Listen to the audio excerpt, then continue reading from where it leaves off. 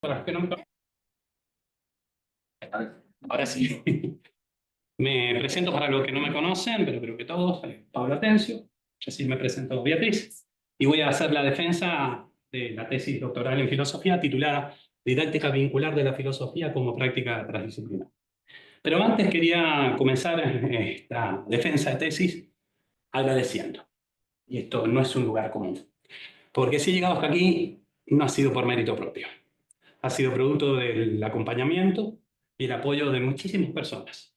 No voy a poder nombrar a todas, pero solamente mencionarlas: mi familia, directora de tesis, amigos, amigas, compañeros, compañeras, profesores, profesoras, a los creadores de este doctorado en filosofía, a la dirección de posgrado de la Facultad de Filosofía, a la Facultad de Filosofía, Humanidades de Artes y a la Universidad Nacional de San Juan.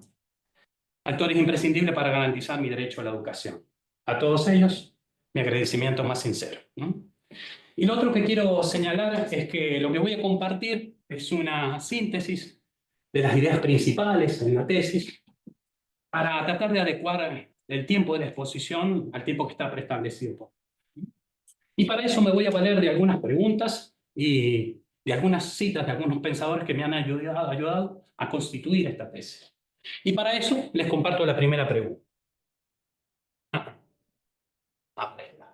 Ahí está.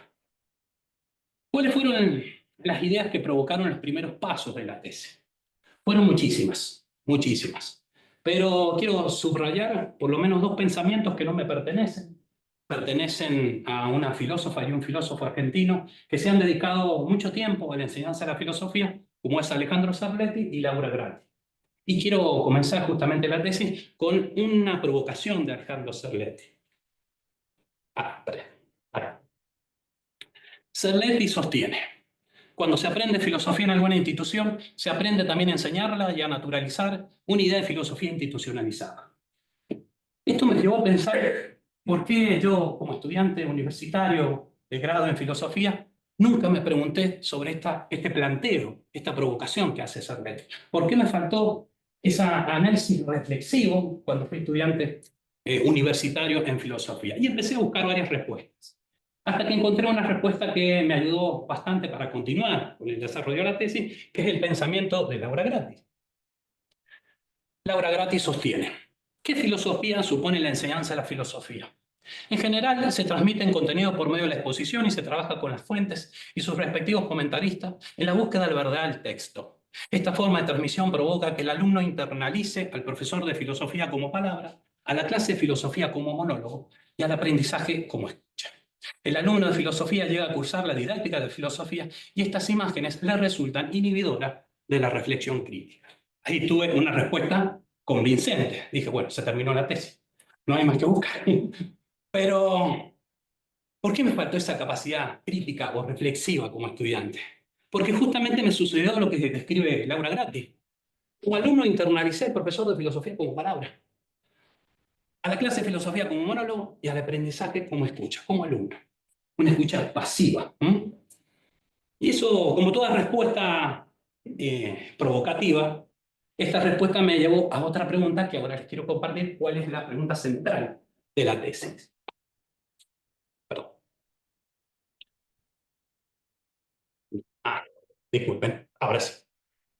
Esta es la pregunta de la tesis central. Encerrar la didáctica de la filosofía en una cuestión estrictamente metodológica disminuye la posibilidad reflexiva sobre las prácticas de enseñanza de los y las profesores en filosofía. Y esta pregunta nace a partir de la respuesta de Laura Gratti, pero no solo de la respuesta de Laura Gratti, sino también a partir de cierta sospecha que venía teniendo ya como profesor de filosofía, en donde lo vincular como encuentro intersubjetivo entre un profesor y un estudiante quizás no estaba siendo tan considerado como recurso didáctico. Entonces, ese tipo de sospecha la transformé en una especie de hipótesis, que a continuación se las comparto. La hipótesis central de la tesis es: si el vínculo no tiene lugar relevante en la didáctica de la filosofía, se corre el riesgo de encerrar las prácticas de enseñanza universitaria de filosofía en la Argentina en lo disciplinar metodológico, reduciendo la reflexión crítica sobre las mismas en los profesores de filosofía. Entonces me propuse la tesis llevarla adelante a partir del siguiente objetivo general. Había más objetivos, pero el general es el que les voy a compartir. reconocer si una didáctica vincular en la filosofía puede representar una opción complementaria al carácter disciplinar metodológico de la didáctica de la filosofía para crecer en la reflexión sobre las prácticas de enseñanza en los profesores de filosofía.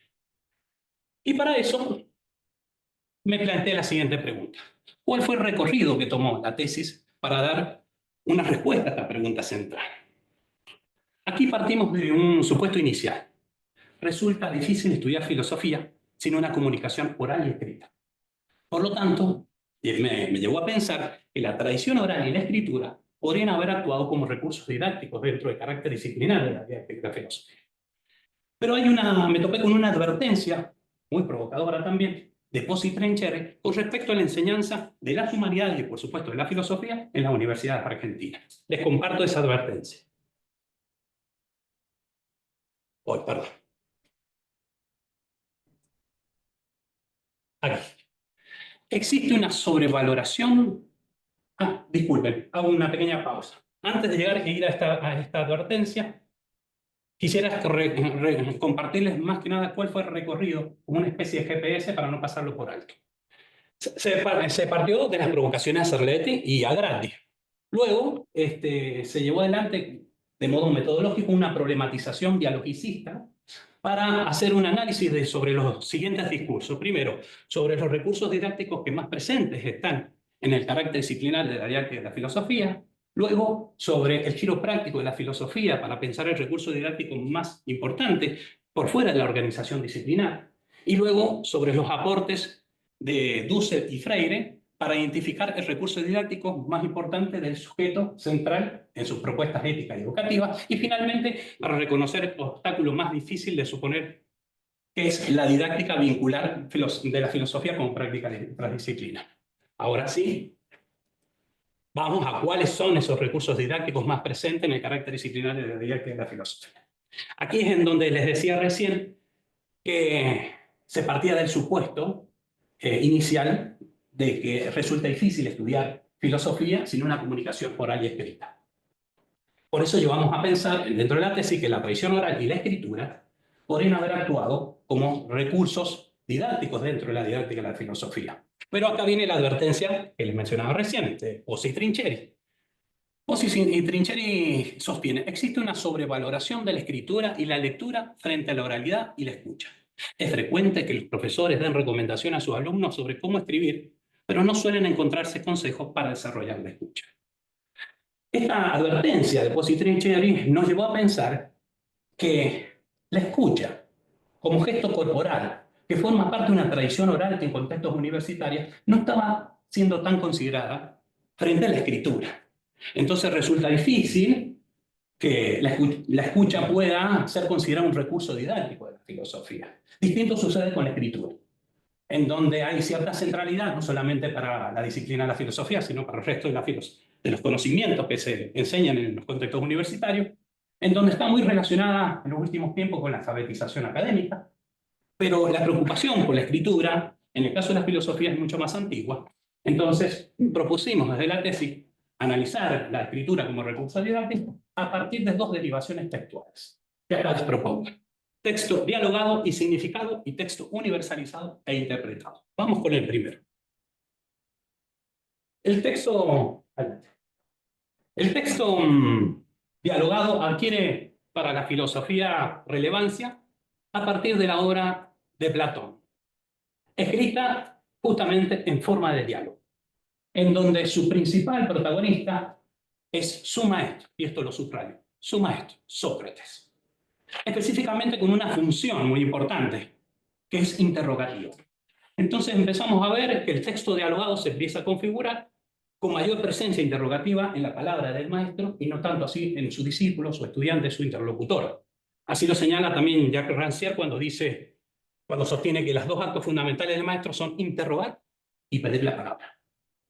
Y esto se va manteniendo a lo largo del tiempo y se puede ver reflejado en otras obras, como por ejemplo la obra de Agustín Hipona o San Agustín, específicamente titulada El Maestro, en donde Jazmín Ferreiro, en la publicación del 2020, sostiene que esa estructura de la obra está primero dialogada y después monologada. Inclusive Jazmín Ferreiro sostiene la importancia de la palabra del maestro con las siguientes palabras: Afirma Ferreiro, el aprendizaje ocurre cuando los alumnos experimentan lo que habló el maestro. Y con el paso del tiempo, también para Tomás de Aquino, en el arte docente, la palabra del maestro era muy importante.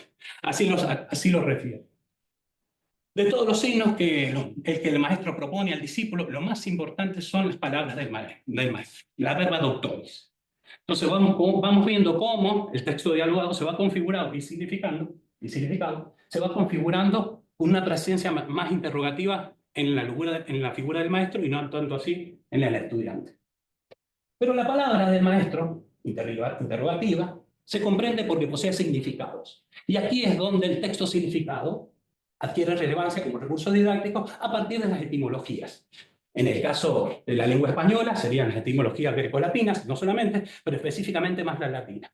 Y hay una obra significativa, es la obra de Isidoro de Sevilla, titulada justamente Etimologías, en donde reunía no solamente las 7 artes liberales con el trivium y el quadrivium, sino que recuperaba los grandes maestros de la antigüedad que había que estudiar. Entonces, vamos viendo que las etimologías no solo representan un origen semántico de las palabras, sino que establecen un orden enciclopédico de cuáles son los grandes maestros que hay que estudiar de la antigüedad para la enseñanza de la filosofía. Que con el paso del tiempo, estos grandes maestros se van a ir transformando en estudios generales y universales, los cuales van a ser incorporados dentro de las escuelas catedralicias, en donde algunas de ellas se van a transformar en universidades, como por ejemplo la Universidad de Salamanca, universidad que fue tenida en cuenta por la orden jesuita para fundar, por ejemplo, la Universidad de Córdoba, en donde se crearon las primeras carreras, como por ejemplo teología, derecho y filosofía. Y el instrumento pedagógico, diría el instrumento educativo central, era la Ratio Studiorum, que básicamente es una obra muy grande, pero básicamente podríamos decir que está estructurado este plan de estudio en donde el maestro interroga, pregunta y planifica, y el alumno responde e integra.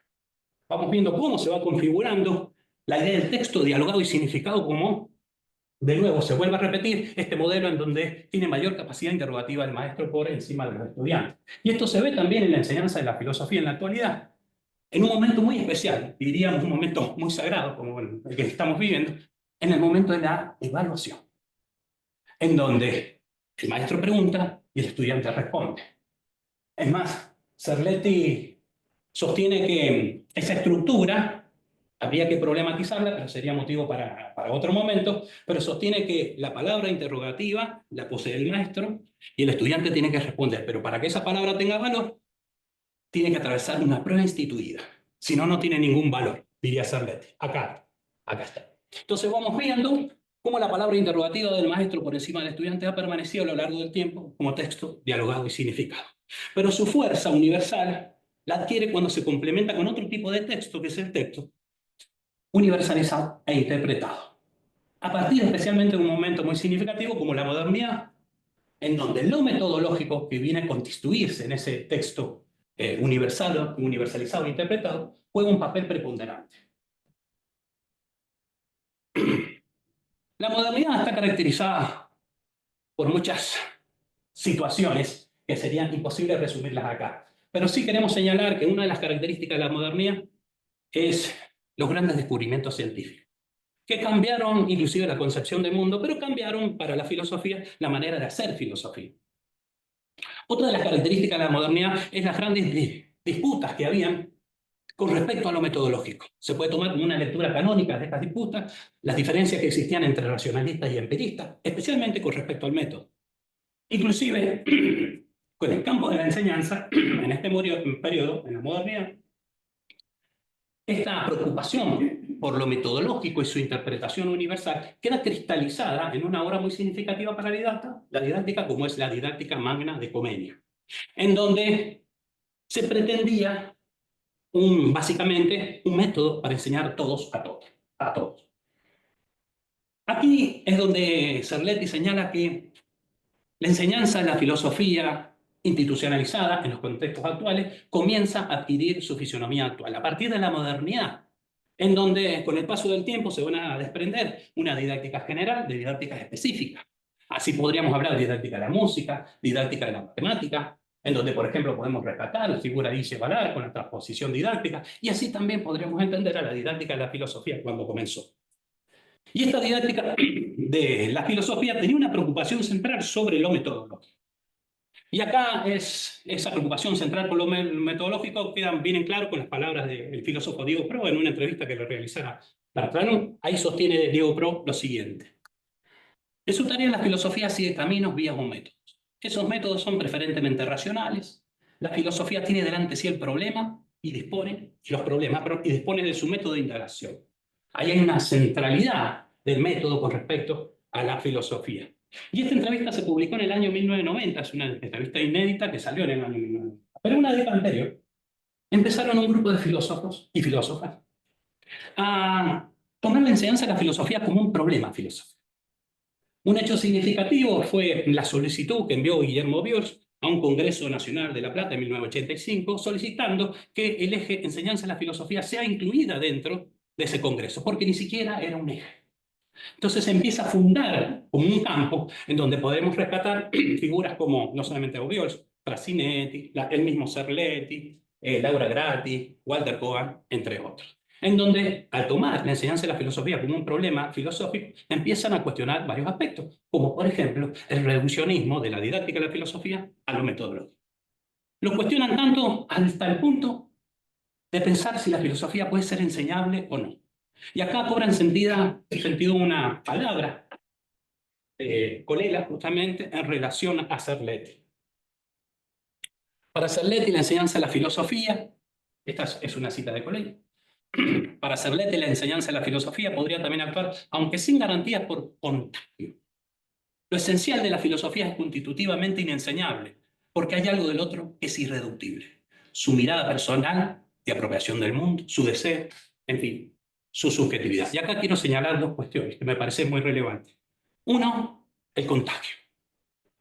Porque no sé si constituye un método o no, sería motivo de otra tesis, no esta. Pero así como dije que al principio me faltó esa reflexión para pensar qué idea de filosofía había detrás de la enseñanza de la filosofía, debo reconocer y agradecer que fueron varios los profesores que marcaron y me contagiaron esa pasión por la enseñanza de la filosofía. ¿Por qué? Porque pude encontrarme, pude establecer un encuentro intersubjetivo. Y con la subjetividad comienza a tomar relevancia lo vincular como recurso didáctico. ¿Pero qué sucede? La didáctica de la filosofía, en tanto cátedra universitaria, se constituye en una organización disciplinar en donde las cátedras tienden, es una tendencia, a encerrarse en sujetos de estudios y la subjetividad queda al margen. Entonces, ahí tenemos que ver otras experiencias filosóficas que nos ayudan a nutrirnos de un recurso que pueda restablecer, si se quiere, la centralidad de lo vincular. Y aquí aparece el giro práctico de la filosofía, que voy a hacer algunas aclaraciones con respecto a eso. Adela Cortina sostiene que la historia de la filosofía es la historia de los giros, sus giros. Hay algunos que están más legitimados, hay otros que no tanto. Este está en proceso de legitimación y es bastante caótico porque se nutre de movimientos preexistentes de la filosofía. Y hay distintas clasificaciones de cuáles son las modalidades de filosofía que integran este giro. Está la clasificación de Volpone en Italia, está la clasificación de Marinov en Norteamérica, está la clasificación de Arnaiz en España, a la cual yo me acerco bastante, pero en la Argentina no encontraba una clasificación que agrupara, porque es muy reciente este giro. Permiso, tomo agua un poquito. Estoy hablando mucho. Lo voy a dejar acá porque lo voy a necesitar. Bien. Les decía que en la Argentina este es un giro reciente, entonces para la tesis me propuse hacer un pequeño trabajito de investigación sobre cuáles eran las modalidades filosóficas que integraban este giro práctico de la filosofía. Y pudimos hacer una publicación al respecto. Y acá aparecen tres. Estas tres, y que quiero concentrarme en estas tres para reconocer cuál es el recurso didáctico principal en estas tres modalidades, que son la divulgación filosófica, la bioética y el café filosófico. Pero algunas aclaraciones al respecto. Podríamos incluir también a la filosofía para con niños y niñas, que está dentro de esta modalidad, pero el desarrollo de esa modalidad ha sido mucho más grande que cualquiera de estas tres, por fuera de la organización disciplinar, en el caso de la Argentina. Entonces, digamos que sería motivo de otra tesis también para seguir trabajando, ¿no? Y otra aclaración que quiero hacer es en justamente esta modalidad, bioética. Porque la bioética no es solo una disciplina, es una transdisciplina que incluye otros conocimientos. Y ahí Arnaiz, a la clasificación de Arnaiz en España, de este giro práctico de la filosofía, incluye algunos movimientos preexistentes en el giro práctico de la filosofía, que es deudor. Uno de ellos es la bioética en tanto ética aplicada. Hay un giro aplicado de la ética, en donde aparece la bioética. Arnaiz sostiene que es deudor este giro práctico de la filosofía de ese giro aplicado de la ética. Y especialmente empiezo de la bioética. Empiezo por la bioética porque la bioética recupera un tipo de dispositivo que en la tesis le hacemos un giro para utilizarlo como un recurso didáctico, que es justamente el escuchatorio. Quien trabaja esa categoría es Paco Maglio, un bioeticista. Él la trabaja desde la antropología médica y después la aplica, pero con un cierto giro, no tanto como recurso etnográfico, sino con un giro para escuchar justamente al sujeto más vulnerable en contextos hospitalarios de la bioética. Y ese sujeto es el paciente, que podríamos pensarlo como un equivalente al estudiante. Pero eso sería motivo para otra tesis. Estoy tirando varias tesis. En donde, ¿qué es lo que señala Paco Maglio? Señala que el paciente es el principal objeto del escuchatorio. Todas las otras modalidades de filosofía y las demás medicinas tienen que tener, Paco Maglio lo propone, tienen que tener ese recurso para escucharlo. Porque se encuentra en una condición de vulnerabilidad frente a los que integramos un comité de bioética. ¿Cuál es esa condición de vulnerabilidad? Paco Maglio sostiene, está doblemente alienado. Primero, por el contexto hospitalario en el que se encuentra, que le resulta ajeno. Y segundo, y este es el más importante, por el discurso altamente medicalizado y disciplinar que no lo comprende. Entonces, al recuperar el escuchatorio, yo permito un encuentro entre subjetividades. Y esto también sucede algo similar en la divulgación filosófica, en el café filosófico, pero no lo denominan de la misma manera, pero sí le llaman prácticas de escucha. Todo filósofo o filósofa que se dedica a la divulgación filosófica o al café filosófico requiere en sus recursos centrales, la práctica de escucha. Uy, lo moví, ¿no? Sí. Perdón. La práctica de escucha. Ahí podemos rescatar, por ejemplo, en la divulgación filosófica, a Piani Saizo Bazán Estrada, dos mexicanos. Esto es un espacio muy reciente, recién se está empezando a trabajar, que sostienen que quien se dedica a la divulgación filosófica es clave la práctica de escucha. Porque la escucha es necesaria para la divulgación filosófica para la retroalimentación. Si no, se obtura esta práctica. Es imposible. Lo mismo sucede, o algo similar, en el café filosófico, siguiendo a Pascal Jardí, donde sostiene que aquel que se dedica sea moderador o realizador de un café filosófico, el recurso principal es la práctica de escucha. ¿Por qué? Porque es una manera de redistribuir la palabra y no monopolizar. Y así evitar que, por ejemplo, otra de las cuestiones, evitar que no caigamos en la posición predominante en un debate filosófico o en un café filosófico. Pero acá hay otro referente, que es Tosi, referente de café filosófico y didáctica de la filosofía. La didáctica de la filosofía en tanto cátedra universitaria es muy susceptible a estos movimientos. Así se pueden ver algunas experiencias en Mendoza con la profesora Cristina Rochetti, en Jujuy, o bueno, también acá con mi compañero Gabriel Paravanos inauguramos una cátedra en este sentido. Pero Tosi, ¿qué señala? Dice, para evitar que en un café filosófico, en el diálogo de un café filosófico, se caiga sobre la opinión predominante, propone como solución la ética de la comunicación, también conocida de los consensos, también conocida como el discurso, TEAPE. Pero justamente la pregunta que nos hicimos en la tesis es, ¿cómo evitar que la ética de la comunicación no se convierta en una posición predominante y que silencia a algunos sujetos? Y acá aparece una crítica pertinente de Enrique Dussel en su Ética de la Liberación, pero apoyándose con algunos presupuestos teóricos en Freire para recuperar cuáles son los sujetos que se encuentran silenciados por posiciones predominantes. Pero lo que más me interesa no solamente es cuáles son los sujetos, sino también me interesa cuál es el recurso didáctico principal en el sujeto prioritario de la propuesta ética educativa de Dussel y Freire. Entonces, primero veamos uno de los aspectos centrales que la ética del discurso propone, Yo diría más que aspectos centrales, como una ética formal, un presupuesto, un supuesto de donde parte la ética del discurso de Apple y que es altamente criticado por la ética del discurso de Dussel. ¿Cuál es? Apple sostiene, el discurso es la única posibilidad de resolver sin violencia los conflictos.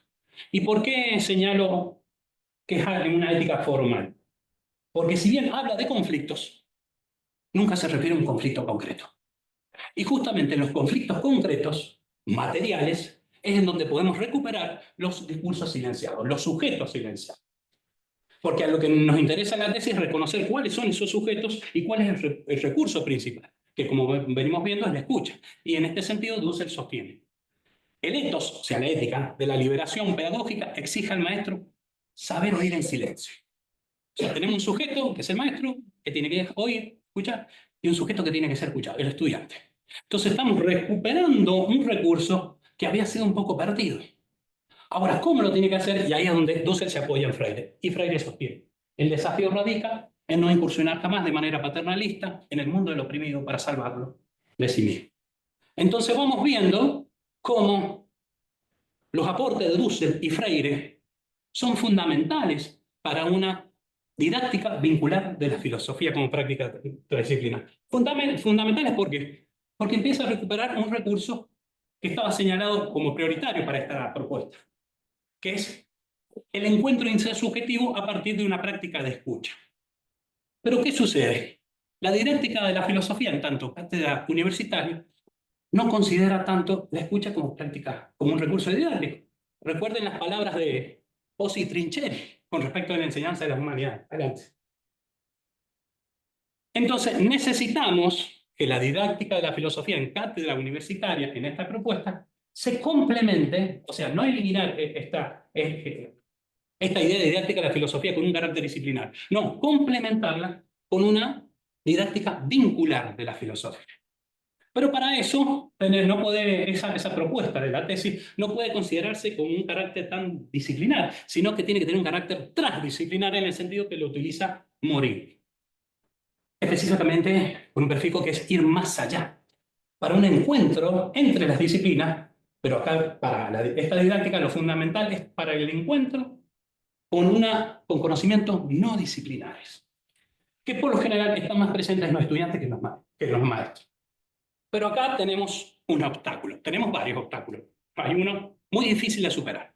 Por eso viene la pregunta, ¿cuál es el obstáculo más difícil de superar para una didáctica vincular de la filosofía como práctica transdisciplinar? Y acá tenemos que hacer un breve repasito. La didáctica de la filosofía se convierte en cátedra universitaria a partir de la organización disciplinaria. ¿Qué entiendo por organización disciplinaria? Lo que entiende Morin. Cito Morin. La organización disciplinaria fue instituida en el siglo XIX, particularmente con la formación de las universidades modernas. Al pretender esta cátedra universitaria, en tanto didáctica de la filosofía, complementarla con una didáctica vincular de la filosofía, necesitamos enfrentar los obstáculos, que algunos son muy difíciles de superar. Uno muy difícil de superar es el tiempo institucional de la organización disciplinaria, en donde, en palabras de Morin, podríamos decir que está relacionado con el problema de la politemporalidad del tiempo, que para Occidente es mucho más difícil de superar. Digamos que para otras culturas quizás tienen algunos nexos distintos, pero como categoría geopolítica estoy proponiendo esta tesis desde ese horizonte, digamos. Pero en el campo de la enseñanza de la filosofía, quien se dedicó, digamos, bastante o hizo una referencia teórica importante fue Derrida, en un momento en que estaba siendo atacada la enseñanza de la filosofía en Francia, y hubo una especie de congreso, y a ese congreso envió un texto de Derrida titulado Antinomias de la enseñanza de la filosofía como disciplina, en donde Walter Schumann lo recupera y hace una lectura y señala dos tipos de temporalidades en la enseñanza de la filosofía. Y cómo lo enseñaban como una contradicción difícil de superar. Uno señala un tiempo en donde la experiencia filosófica del pensar siempre busca prolongarse un poco más, siempre. Y otro tiempo en donde la enseñanza de la filosofía es enseñada se encuentra encerrada en programas, cronogramas, poco flexibles, pero se pregunta Derrida, ¿es posible esta compatibilidad entre estos dos tiempos?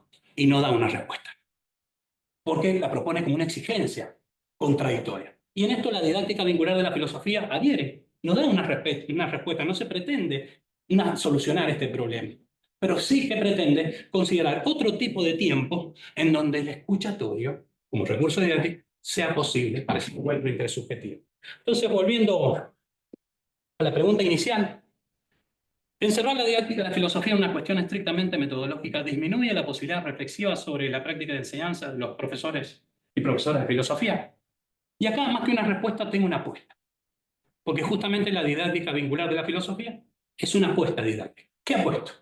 Que si los profesores y las profesoras de filosofía complementamos una didáctica de la filosofía con un carácter más disciplinar, con una didáctica vincular de la filosofía con un carácter más transdisciplinar, en donde el escuchatorio como gesto corporal de una tradición oral en el contexto universitario sea posible, tenemos más por ganar que por perder en el crecimiento reflexivo de nuestras prácticas educativas como profesores de filosofía.